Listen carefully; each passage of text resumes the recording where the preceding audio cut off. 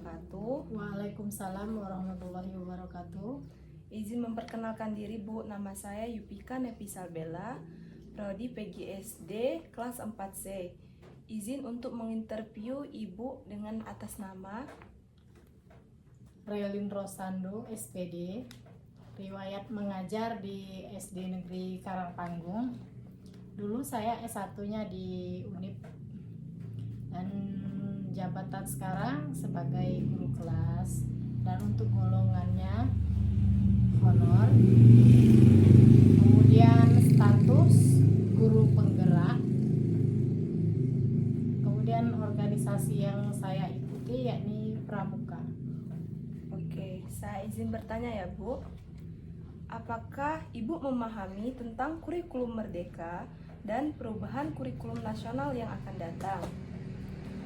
Kurikulum merdeka ini ialah pendekatan pembelajaran yang memberikan kebebasan lebih kepada sekolah dan guru dalam mengatur dan proses belajar mengajar. Sedangkan kurikulum akan dijadikan kurikulum nasional seperti yang diumumkan oleh Kementerian Riset dan Teknologi. Perubahan ini bertujuan untuk mencapai pembelajaran yang relevan sesuai dengan kebutuhan zaman.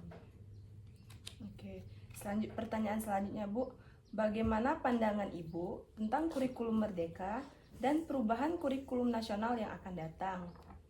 Oke, menurut pandangan saya, kurikulum merdeka dapat memberikan keleluasaan dalam berpartisipasi dalam mengembangkan kreativitas anak dalam belajar, serta dapat menumbuhkan kemandirian pada anak. Dan adapun bentuk kurikulum yang akan datang, kita ambil positifnya saja, seperti itu. Ya, Bu. Selanjutnya itu ada pertanyaan lagi Bu.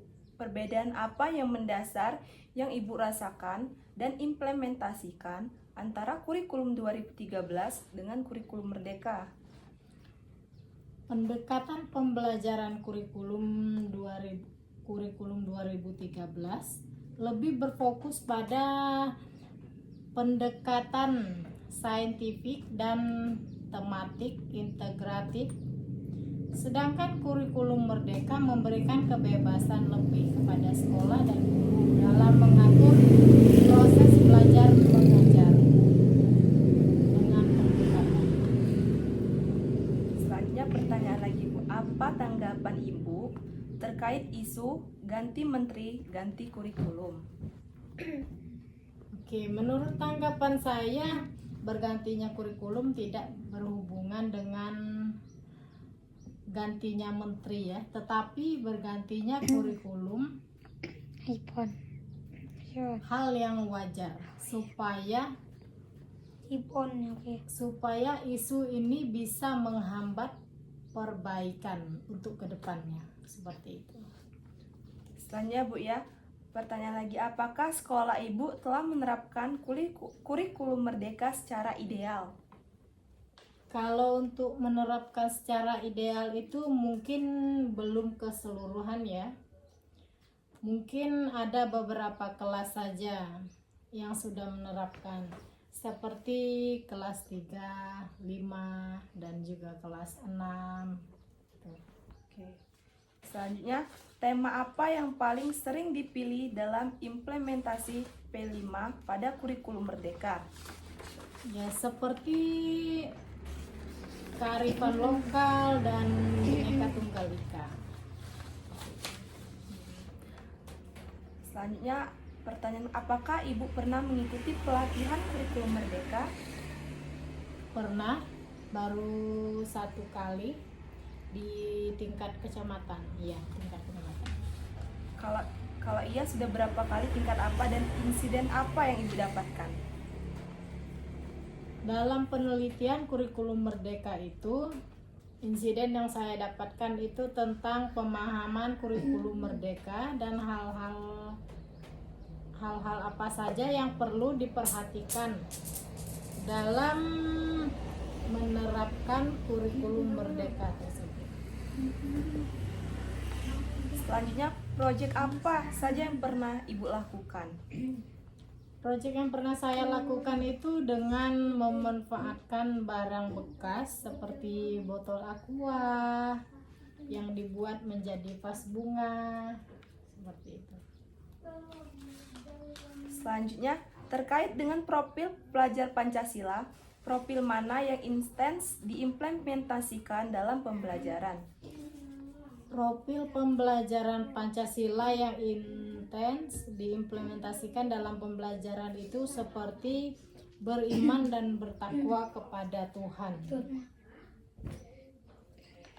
berakhlak mulia, mandiri, kreatif, dan juga gotong royong. Selanjutnya, apakah harapan Ibu dengan melaksanakan kurikulum merdeka? Harapan saya itu supaya bisa meningkatkan kualitas pendidikan di Indonesia dan meningkatkan kompetensi siswa dalam berbagai aspek seperti literasi, numerasi, dan keterampilan pada abad ke-21. Apakah kurikulum merdeka sesuai dengan kebutuhan siswa dan pembelajaran? Seperti apa contohnya, Bu? Kalau kurikulum merdeka itu sesuai dengan kebutuhan siswa dan pembelajaran. Karena kurikulum merdeka ini dirancang untuk lebih fleksibel dan adaptif